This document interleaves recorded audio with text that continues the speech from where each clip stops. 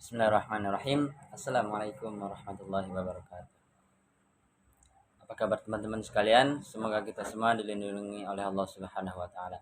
Kali ini saya ingin membahas tentang yaitu penjelasan riba menurut agama samawi, yaitu ada Islam, Kristen dan Yahudi. Yang pertama tentang Islam dulu.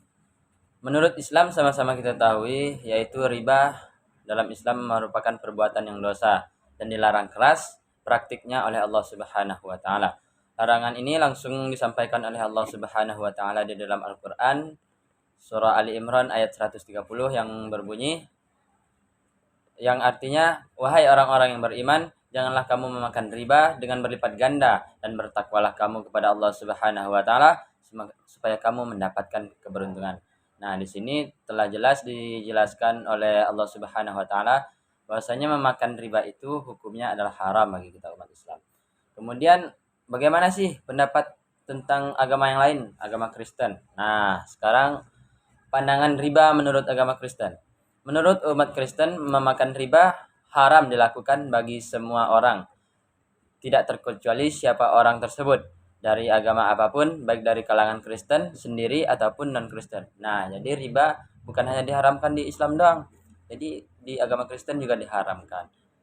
Dan sebagaimana telah di dalam perjanjian lama kitab Deuteronomi pasal 23 ayat 19 yang disebutkan bahwasanya janganlah engkau membungkam uang terhadap saudaramu, baik uang maupun bahan makanan, dan apapun yang kau dapat jangan dibungkam. Nah, di sini juga dijelaskan di dalam ayatnya kitab umat Kristen, dan juga di dalam Injil Lukas ayat 34 disebutkan, jika menghutangi kepada orang yang engkau harapkan imbalannya, maka di mana sebenarnya kehormatan kamu? Tetapi berbuatlah kebaikan dan berikanlah pinjaman dengan tidak mengharapkan kembalinya, karena pahala kamu sangat banyak. Nah, juga dijelaskan di dalam agama Kristen tersebut bahwasanya memakan riba itu termasuk yang haram. Kemudian yang terakhir nih, menurut agama Yahudi, gimana juga nih? Menurut agama Yahudi kan, kepercayaan mereka. Dan juga di dalam orang Yahudi terkenal dengan sejarah sebagai bangsawan yang tidak amanah, penuh dengan penipuan dan penyelewengan.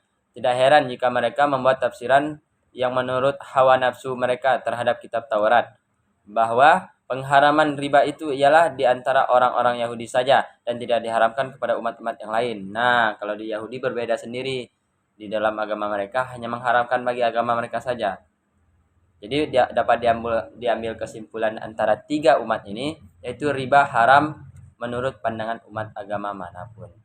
Nah, mungkin hanya sekian. Dan juga di sini dijelaskan dalam kitab Yahudi, yaitu kitab Exodus atau Keluaran pasal 22 ayat 25 menyatakan, jika engkau meminjamkan uang kepada salah seorang umatku, orang yang miskin di antaramu, maka janganlah engkau berlaku sebagai penagih hutang terhadap dia, dan janganlah engkau bebankan bunga terhadapnya. Nah, riba, bunga, apapun bentuk ribanya juga diharamkan dalam agama apapun. Jadi kesimpulannya, baik agama apapun, baik dalam pengertian manapun, riba adalah termasuk haram. Demikian teman-teman sekalian, lebih dan kurang saya mohon maaf. Assalamualaikum warahmatullahi wabarakatuh.